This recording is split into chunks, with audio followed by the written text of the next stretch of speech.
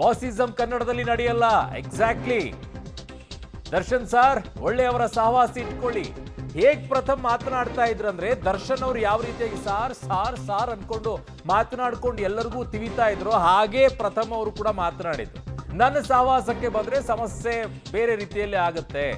Darshan sir ನಿಮಗೆ ಯೋಗ್ಯರ ಸಹವಾಸ ಇರಲಿ, ನಾನು ಡೆವಿಲ್ ವಿರುದ್ಧ ಬರ್ತೇನೆ ಜೋಕೆ ಅಂತ ಹೇಳಿದ್ದಾರೆ.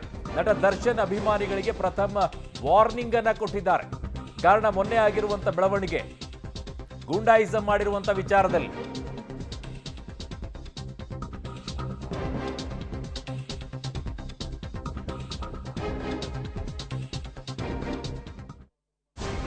ಸಹವಾಸಕ್ಕೆ ಬಂದ್ರೆ ಸಮಸ್ಯೆ ಆದ್ರೆ ಸುಮ್ನಿರಲ್ಲ ಅನ್ನುವಂಥದ್ದನ್ನ ಪ್ರಥಮ್ ಹೇಳಿದ್ದಾರೆ. ಕನ್ನಡ ಇಂಡಸ್ಟ್ರಿಯಲ್ಲಿ ಮೊದಲನೇ ಬಾರಿಗೆ ಈ ರೀತಿಯಾಗಿ ಗಟ್ಟಿ ಧ್ವನಿಯಲ್ಲಿ ಮಾತನಾಡಿ ಎಚ್ಚರಿಕೆಯನ್ನ ಕೊಟ್ಟಿದ್ದಾರೆ. ಯಾರು ಡಿ ಬಾಸ್ನ ಅಭಿಮಾನಿಗಳು ಅಂತೇಳಿ ಸೊಂಟದ ಕೆಳಗಡೆಗೆ ಭಾಷೆಯನ್ನ ಮಾತಾಡ್ಕೊಂಡು ಆವಾಜನ್ನ ಹಾಕೊಂಡು ಗೂಂಡಾಯಿಸಮ್ ಅನ್ನ ಮಾಡ್ಕೊಂಡು ಓಡಾಡ್ತಾ ಇದ್ರು, ಅವರಿಗೆ ಎಚ್ಚರಿಕೆಯನ್ನ ಕೊಟ್ಟಿದ್ದಾರೆ ಪ್ರಥಮ್ ಅವರು. ಪ್ರಥಮ್ ಮೇಲೆ ಮಾರಣಾಂತಿಕವಾಗಿ ಹಲ್ಲೆಯನ್ನು ನಡೆಸಲಾಗ್ತಾ ಇತ್ತು ಅನ್ನುವಂತಹ ಒಂದಿಷ್ಟು ಸಾಕಷ್ಟು ಚರ್ಚೆಗಳು ಕೂಡ ಆಗ್ತಾ ಇತ್ತು. ಆದರೆ ಅವತ್ತು ಏನಾಯಿತು, ಯಾರು ಬಂದಿದ್ರು, ಅದೆಲ್ಲದರ ಬಗ್ಗೆ ಪಬ್ಲಿಕ್ ಟಿವಿ ಜೊತೆ ಮಾತನಾಡ್ತಾ ಇದ್ದಾರೆ. ಪ್ರಥಮ್ ಇದ್ದಾರೆ, ನೇರವಾಗಿ ಮಾತನಾಡಿಸ್ತಾ ಹೋಗ್ತೀನಿ. ಜನ ಪ್ರೀತಿ ಕೊಟ್ಟಾಗ ಅಷ್ಟೇ ಪ್ರೀತಿನ ವಾಪಸ್ ಜನಕ್ಕೆ ಕೊಟ್ಬಿಡಿ. ಆದರೆ ಹಿಂದೆ ಇನ್ಯಾರದಾರ್ದು ಹೆಸರು ದೊಡ್ಡದೆಲ್ಲ ಬರುತ್ತೆ ಅಂದಾಗ ಅದಾಗದೇ ಇದ್ದಂಗೆ ನೋಡ್ಕೊಳ್ಳಿ, ನಿಮ್ಮ ದೊಡ್ಡತನ ಕಾಪಾಡ್ಕೊಳ್ಳಿ ಅಂತ ಭಾಳ ಪ್ರೀತಿಯಿಂದ ಹೇಳ್ತೀನಿ. Sir, trust me sir, just ಈ ಇನ್ಸಿಡೆಂಟ್ ಆದಮೇಲಿಂದ 5 ಡೇಸಿಂದ trust me, I receive more than 2000+ calls. Pratham ಅವರೇ ಕಂಪ್ಲೇಂಟ್ ಕೊಡಿ ಅಂತ. ನನಗೆ ಯಾರಿಗೂ ಕೊಟ್ಟು ಬೇಸರ ಮಾಡಬೇಕು ಅಂತಿಲ್ಲ. ಆ ಪ್ರಥಮ್ ಸೈಲೆನ್ಸ್ನ ಮಿಸ್ಯೂಸ್ ಮಾಡ್ಕೋಬಾರ್ದು. ಅಟ್ ದ ಸೇಮ್ ಟೈಮ್ ನಾನು ಇನ್ನೊಂದು ಮಾತು ಹೇಳ್ತೀನಿ, ಯಾರೇ ದೊಡ್ಡವರಾದರೂ ಅಷ್ಟೇ, ನೀವು ದೊಡ್ಡವರು, ನಾನು ದೊಡ್ಡ ನಟ, ನಾನು ದೊಡ್ಡ ಕಲಾವಿದ, ನನಗಿಂದ ಹಂಗೈತೆ ಯಾರು ಅನ್ಕೋಬಾರ್ದು. ಅವೆಲ್ಲ ನಡೆಯಲ್ಲ. ಇವೆಲ್ಲ ಆ ಕಾಲದಲ್ಲಿ ಇತ್ತು. ಈ 80ರ ದಶಕದಲ್ಲಿ ನೋಡ್ತೀರಾ, ಸಿಡಿದದ್ದು ಈ ಒಂದಷ್ಟು ಗೂಂಡಾಗಿರಿಗಳಿವೆಲ್ಲ ಅವೆಲ್ಲ ನಡೀತಿತ್ತಾಗ. ಅಲ್ಲಿ ಬಾಸಿಸಂ ಬಗ್ಗೆ ಏನಾದರೂ ಚರ್ಚೆ ಆಯ್ತಾ, ಕೂಗಾಡಿದ್ರು? ಗೊತ್ತು, ಎಲ್ಲರಿಗೂ ಗೊತ್ತಿದೆ. ಇದು ಎನ್ಕ್ವೈರಿ ನಡೀತಾ ಇದೆ. ಇನ್ನು ಬೇರೆ ಬೇರೆ ರೂಪ ಎಲ್ಲ ತಗೊಳುತ್ತೆ ಸರ್, ಬೆಂಕಿ ಹತ್ಕೊಳ್ಳುತ್ತೆ. ನಂಗೆ ಉದ್ದೇಶ ಇಲ್ಲ ಸರ್. ಕನಿಷ್ಠ 2,000 ಜನ ಫೋನ್ ಮಾಡಿದ್ರು, ಪ್ರಥಮ್ ಅವರೇ ಪ್ಲೀಸ್ ಕಂಪ್ಲೇಂಟ್ ಕೊಡಿ ಅಂತ. ನನಗೆ ಉದ್ದೇಶ ಇಲ್ಲ. ಪ್ರಥಮ್ ಸೈಲೆನ್ಸ್ನ ಯಾರು ಮಿಸ್ಯೂಸ್ ಮಾಡ್ಕೋಬಾರ್ದು.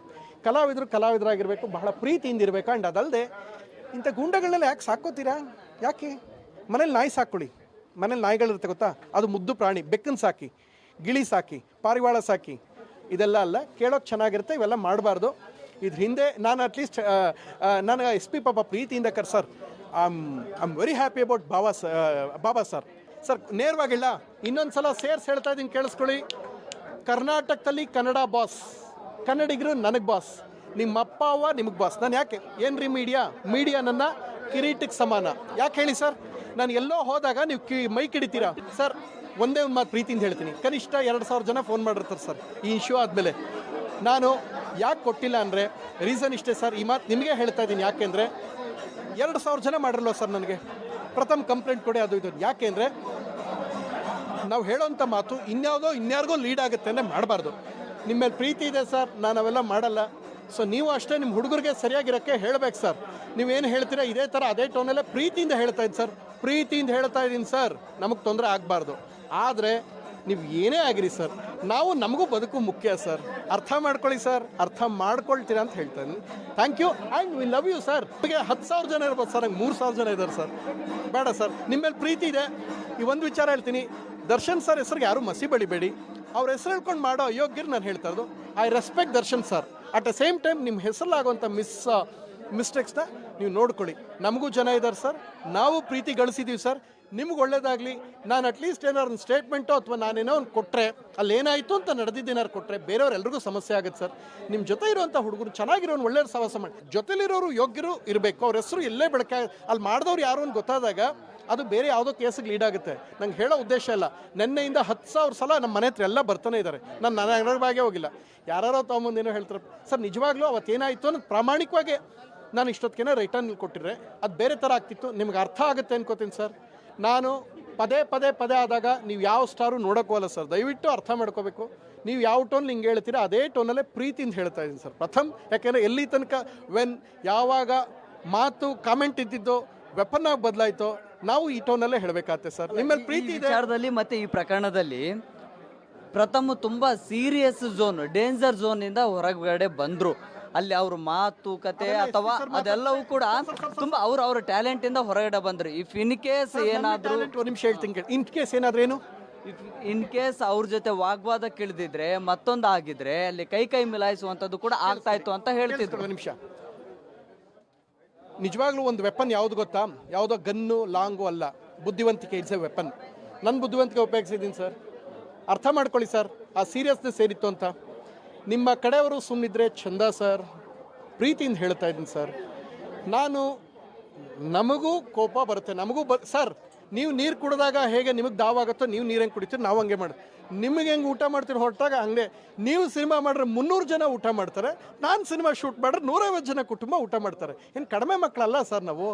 ಸರ್ ನೇರವಾಗಿ ಹೇಳ್ತೀನಿ ಕೇಳಿ, ಒಂದು ಕುರಿ ಮೇಯಿಸ್ಕೊಂಡಿದ್ದು ಕೊಳ್ಳೇಗಾಲದಲ್ಲಿ ಚಾಮರಾಜನಗರದಲ್ಲಿ ಕುರಿ ಮೇಯಿಸ್ಕೊಂಡಿದ್ದಂಥ ಹುಡುಗ ಇವತ್ತು ದಕ್ಷಿಣ ಭಾರತದ ಅತಿ ದೊಡ್ಡ ಶೋನ ಜನ ಆಶೀರ್ವಾದ ಮಾಡಿ ಗೆಲ್ಸ್ಕೊಟ್ಟಿದ್ದಾರೆ. ಅಂದರೆ 7 ಸಿನಿಮಾ ಹೀರೋ ಆಗಿದ್ದರೆ ಪ್ರಥಮ ಹತ್ರ ಏನೋ ಒಂದು ಸರ್ಕಿರುತ್ತೆ ಸರ್. ಅದರಲ್ಲಿ 3 ಸಿನಿಮಾ ಮಾಡೋದು 3 ರಿಲೀಸ್ ಮಾಡಿ 3 ಕಲರ್ಸ್ಗೆ ಮಾರಿದ್ದೀನಿ ಸರ್. ಇದು ಪ್ರಥಮ ತಾಕತ್ ಸರ್. ನಿಮ್ಗೆ ಹೆಂಗಿದೆ ನಮಗೂ ಹಾಗೆ ಇದೆ ಸರ್. ಸಣ್ಣ ಪ್ರೀತಿಯಿಂದ ಹೇಳ್ತಾ ಇದ್ದೀನಿ, ನಾನು ವೆಪನ್ ಬರೋ ತನಕ ಮಾತಾಡಲ್ಲ. ಯಾವಾಗ ಬಂತು ಅದು ಮೀರಬಾರ್ದು ಸರ್. ಪ್ರೀತಿಯಿಂದ ಹೇಳ್ತಾ ಇದ್ದೀನಿ ಸರ್, ಬಹಳ ಪ್ರೀತಿಯಿಂದ ಹೇಳ್ತಾ ಇದ್ದೀನಿ ಸರ್. ನಮ್ಮ ಪ್ರೀತಿನ ಯಾರಾದರೂ ಮಿಸ್ಯೂಸ್ ಮಾಡಿಕೊಂಡ್ರೆ ಆಗದ ಬೇರೆ. ನಾನು ಇಷ್ಟೊತ್ತಿಗೆಲ್ಲ ರಿಟರ್ನ್ ಕಂಪ್ಲೇಂಟ್ ಕೊಟ್ಟರೆ ಬೇರೆ ಥರ ಆಗ್ತಿತ್ತು ಸರ್. ನನ್ನ ಉದ್ದೇಶ ಅದಿಲ್ಲ, ಗೌರವ ಇದೆ. ದಯವಿಟ್ಟು ನಮ್ಮ ವಿಚಾರಕ್ಕೆ ಬರಬಾರ್ದು ಸರ್, ಹೇಳ್ತಾ ಇದ್ದೀನಿ. ಈ ಪ್ರಥಮ್ ತರಲೆ ತುಂಟಾಟ ನಗನಾಗ್ತಾ ಇರೋದನ್ನ ಅಷ್ಟೇ ಜನ ನೋಡಿರೋದು, ಹಾಗೆ ನೋಡಲಿ ಸರ್. ಯಾಕೆ ಸರ್ ಬೇರೆ ಆ್ಯಂಗಲ್ ಯೋಚನೆ ಮಾಡಬೇಕು? ನೀವು ತುಂಬ ಸ್ಮಾರ್ಟ್ ಇದ್ದೀರಾ, ತುಂಬ ಬ್ರಿಲಿಯಂಟ್ ಇದ್ದೀರಾ, ತುಂಬ ದೊಡ್ಡ ಕಲಾವಿದರಿದ್ದೀರಾ, ಬೇಡ. ಇದು ಪ್ರಥಮ್ ಅವರ ಮಾತು. ಪ್ರಥಮ್ಗೂ ಕೂಡ ಅಸಮಾಧಾನ ಇದೆ, ಆಕ್ರೋಶ ಇದೆ. ಆದರೆ ಫ್ಯಾನಿಸಮ್ ಅಥವಾ ಫ್ಯಾನ್ಸ್ ಅಂತ ಹೇಳಿಕೊಂಡು ಹೆದರಿಸುವಂತಹ ಪ್ರಯತ್ನಗಳು ಏನಾಗ್ತಾ ಇದೆ ಅದು ಆಗಬಾರ್ದು ಅನ್ನುವಂಥದ್ದು ನೇರವಾಗಿ ಎಚ್ಚರಿಸುವಂತಹ ಪ್ರಯತ್ನವನ್ನು ಕೂಡ ಮಾಡಿದ್ದಾರೆ. ವಿಡಿಯೋ ಜರ್ನಲಿಸ್ಟ್ ರಾಜು ಜೊತೆ Prakash D Rampur, public TV Bengaluru. ನನ್ನ ಸಹೋದ್ಯೋಗಿ ಈಗ ಪ್ರಕಾಶ್ ಡಿ ರಾಂಪುರ್ ನನ್ನ ಸಂಪರ್ಕಕ್ಕೆ ಸಿಗ್ತಾ ಇದ್ದಾರೆ. ಪ್ರಕಾಶ್, ನಿಜಕ್ಕೂ ಕೂಡ ಇವತ್ತು ಒಬ್ಬ ಕನ್ನಡ ಇಂಡಸ್ಟ್ರಿಯಲ್ಲಿ ಈ ರೀತಿಯಾಗಿ ನೇರವಾಗಿ ಬಾಸಿಸಮ್ ಮಾಡುವಂಥವ್ರಿಗೆ ಎಚ್ಚರಿಕೆ ಕೊಟ್ಟುವಂಥವ್ರನ್ನ ಮೊದಲಿಗರಾಗಿ ಪ್ರಥಮರನ್ನ ನೋಡ್ತಾ ಇದ್ದೀನಿ ಇವತ್ತು. ಇದು ಬಹಳ ರೀತಿಯಲ್ಲಿ ಎಲ್ಲರೂ ಕೂಡ ಹೊಟ್ಟೆಯಲ್ಲಿ ನುಂಗ್ಕೊಂಡು ಹೋಗ್ತಾ ಇದ್ರು. ಬಹಳ ಮಾತನಾಡುವಂಥವ್ರು, ನಮ್ಮ ಬಾಸ್ ಏನು ಮಾಡಿದ್ರು ನಡೆಯುತ್ತೆ ಬಿಡು ಅನ್ನೋ ರೀತಿಯಲ್ಲಿ ಲೆವೆಲಲ್ಲಿ ಅವರ ಅಭಿಮಾನಿಗಳೆಲ್ಲ ಬಾಯಿಗೆ ಬಂದಂಗೆ ಸೊಂಟದ ಕೆಳಗಡೆಗೆ ಮಾತನಾಡ್ಕೊಂಡು ಓಡಾಡ್ತಾ ಇದ್ರು. ಅವರ ಬಾಸ್ ಮಾತ್ರ ಅದನ್ನು ನೋಡ್ಕೊಂಡು ಸುಮ್ಮನೆ ಇರ್ತಾ ಇದ್ರು. ಕಾರಣ ಅವರ ಕುಮ್ಮಕ್ಕು ಅದರಂಗೆ ಇದ್ದಂಗೆ ಕಾಣಿಸ್ತಾ ಇದ್ದಿದ್ದು. ಇವತ್ತು ಬಟ್ಟೆಯಲ್ಲಿ ಸುತ್ತಿ ಹೊಡೆದಂಗಿತ್ತು ಇವತ್ತು. ಆಮೇಲೆ ಅವರದ್ದೇ ಭಾಷೆಯಲ್ಲಿ ಸಾರ್ ಅಂತ ಇದ್ದಿದ್ದು ಕರೆಕ್ಟ್ ಇತ್ತು. ಪ್ರಕಾಶ್ ಇವತ್ತಿನ ಮಾತುಗಳು ಏನಂತಾರೆ ಪ್ರಥಮ್ ಅವರು? ಅರುಣ್, ಪ್ರಥಮ್ ಅವರ ಒಂದೊಂದು ಮಾತಿನಲ್ಲಿಯೂ ಕೂಡ ಅಸಮಾಧಾನ ಇತ್ತು. ಜೊತೆಗೆ ಫ್ಯಾನ್ಸ್ಗಳಂತ ಹೇಳಿಕೊಂಡು ಹೇಗೆ ಹೆದರಿಸ್ತಾ ಇದ್ರು, ಹೇಗೆ ಕಿರುಕುಳವನ್ನು ಕೊಡ್ತಾ ಇದ್ರು, ಅದೆಲ್ಲವನ್ನ ಕೂಡ ಇವತ್ತು ತಮ್ಮ ಮಾತಿನಲ್ಲಿ ಅಸಮಾಧಾನದ ಮೂಲಕ ವ್ಯಕ್ತಪಡಿಸಿದ್ದಾರೆ. ಕರ್ನಾಟಕದಲ್ಲಿ ಯಾವ ಬಾಸಿಸಮೇ ಇಲ್ಲ, ಕನ್ನಡಿಗರೇ ಬಾಸ್ ಅನ್ನುವಂಥದ್ದು. ಅದರ ಜೊತೆಗೆ ನಟ ದರ್ಶನ್ಗೂ ಕೂಡ ನೇರ ಎಚ್ಚರಿಕೆಯನ್ನು ಕೊಡುವಂತಹ ಒಂದಿಷ್ಟು ಹೇಳಿಕೆಗಳನ್ನು ಕೂಡ ಕೊಟ್ಟರು. ಅದರ ಜೊತೆಗೆ ಆ ಮಾತಿನಲ್ಲೇ ತಿವಿದ್ರು ಕೂಡ. ಸೊ ನಿಮ್ಮ ಯೋಗ್ಯರ ಒಂದು ಸಹವಾಸ ಮಾಡಿ, ನಿಮ್ಮ ಅಕ್ಕಪಕ್ಕದಲ್ಲಿ ಇದ್ದಂಥವ್ರು ಯೋಗ್ಯರನ್ನು ಇಟ್ಕೊಳ್ಳಿ ಅನ್ನುವಂಥದ್ದು ಅದು ನಾನಾ ಅರ್ಥಗಳನ್ನು ಕೂಡ ಸೂಚಿಸುತ್ತೆ. ಅದರ ಜೊತೆಗೆ ನೇರವಾಗಿ ಹೇಳ್ತಾ ಇದ್ರು, ಹೆಸರನ್ನು ಹೇಳಿಕೊಂಡು ಬೇರೆ ರೀತಿಯ ರೌಡಿಸಮನ್ನು ನಡೆಸಿದರೆ ಇಲ್ಲಿ ಆಗೋದಿಲ್ಲ ಅನ್ನುವಂಥದ್ದು. ಜೊತೆಗೆ ದೊಡ್ಡ ದೊಡ್ಡ ಕಲಾವಿದರಿದ್ದಾರೆ, ಅವ್ರಿಗೆ ಆಗಿರುವಂತಹ ಬೆಲೆ ಇದೆ, ಗೌರವ ಇದೆ. ಆದರೆ ಒಬ್ಬ ಕಲಾವಿದನ ಹೆಸರನ್ನು ಹೇಳಿಕೊಂಡು ಅಥವಾ ಒಬ್ಬ ನಟನ ಹೆಸರನ್ನು ಹೇಳಿಕೊಂಡು ರೌಡಿಗಳ ಥರ ವರ್ತನೆ ಮಾಡೋದಿದೆಯಲ್ಲ, ಅದು ಸರಿ ಇರೋದಿಲ್ಲ.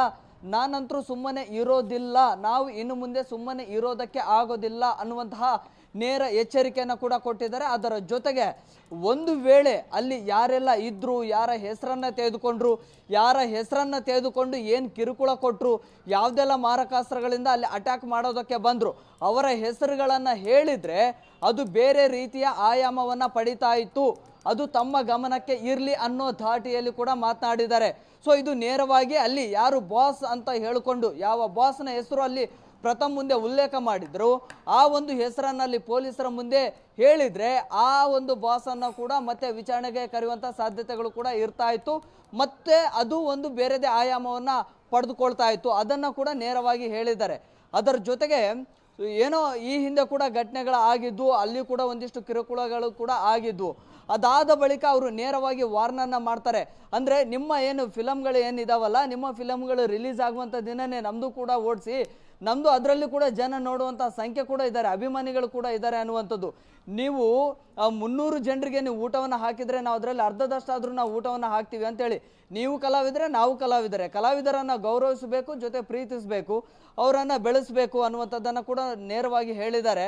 ಸೊ ಹೀಗಾಗಿ ಎಲ್ಲೋ ಒಂದು ಕಡೆ ತಮಗೆ ಬಾಸಿಸಮ್ ಅಂದ್ಕೊಳ್ಳುವಂಥದ್ದು ಅಥವಾ ಬಾಸ್ ಅಂತ ಹೆಸರು ಹೇಳಿಕೊಂಡು ಪ್ರಥಮ್ಗೆ ಏನು ಕಿರುಕುಳ ಅಥವಾ ಹಲ್ಲೆ ಮಾಡಲಿಕ್ಕೆ ಬರ್ತಾ ಇದ್ರು, ಹೆದರಿಸ್ತಾ ಇದ್ರು, ಅದೆಲ್ಲವನ್ನ ಕೂಡ ಇವತ್ತು ಅಸಮಾಧಾನ ಮೂಲಕವಾಗಿ ಹೊರಹಾಕುವಂಥ ಪ್ರಯತ್ನವನ್ನು ಕೂಡ ಮಾಡಿದ್ದಾರೆ. ಅದರ ಜೊತೆಗೆ ಸ್ಟಾರ್ ನಟರುಗಳು ಕೇವಲ ಬೇರೆ ಬೇರೆದವರು ಕೂಡ ಇದ್ದಾರೆ ಅಂತೇಳಿ 1-2 ನಟರ ಹೆಸರನ್ನು ಕೂಡ ತೆಗೆದುಕೊಳ್ತಾರೆ. ಅಂದರೆ ಅವರು ಸ್ಟಾರ್ ನಟರು, ಅವರು ದೊಡ್ಡ ನಟರು, ಅವ್ರಿಗೆ ಒಂದು ವರ್ತ್ ಇದೆ ಅನ್ನುವಂತಹ ದಾಟಿಯಲ್ಲಿ ಕೂಡ ಮಾತನಾಡ್ತಾರೆ. ಅವರ ಸಾಮಾನ್ಯಕ್ಕೆ ಇವ್ರು ಇಲ್ವೇನೋ ಅನ್ನೋ ರೀತಿಯಲ್ಲಿ ಕೂಡ ಮಾತನಾಡ್ತಾರೆ. ಅಂದ್ರೆ ಪ್ರತಿಯೊಂದು ಮಾತಿನಲ್ಲೂ ಕೂಡ ಅವರಿಗೆ ಒಂದು ಅಸಮಾಧಾನ ಇತ್ತು, ಜೊತೆಗೆ ಫ್ಯಾನಿಸಮ್ ಅಂತ ಹೇಳ್ಕೊಂಡು ಅಥವಾ ಫ್ಯಾನ್ಸ್ಗಳನ್ನು ಮುಂದೆ ಬಿಟ್ಟು ಅಥವಾ ಬೇರೆ ರೀತಿಯಲ್ಲಿ ಆಯಾಮಗಳನ್ನು ಪಡೆದುಕೊಳ್ಳುವಂಥದ್ರ ಒಂದು ಅದರ ಬಗ್ಗೆ ಕೂಡ ಮಾತನಾಡ್ತಾ ಇದ್ರು.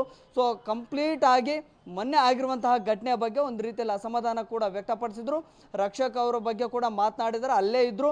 ಸೊ ಆದ್ರೆ ಅದು ರಕ್ಷಕ್ ನನ್ನ ತಮ್ಮನಿದ್ದಂತೆ, ಸ್ನೇಹಿತನಿದ್ದಂತೆ ತಿಳ್ಕೊಳ್ತಾನೆ ಅನ್ನುವಂಥದ್ದನ್ನು ಕೂಡ ಹೇಳಿದ್ದಾರೆ. ಪ್ರೇಮ್, ಅರುಣ್. ಓಕೆ ಪ್ರಕಾಶ್, ನಿಮ್ಮೆಲ್ಲ ಮಾಹಿತಿಗೆ ಧನ್ಯವಾದಗಳು.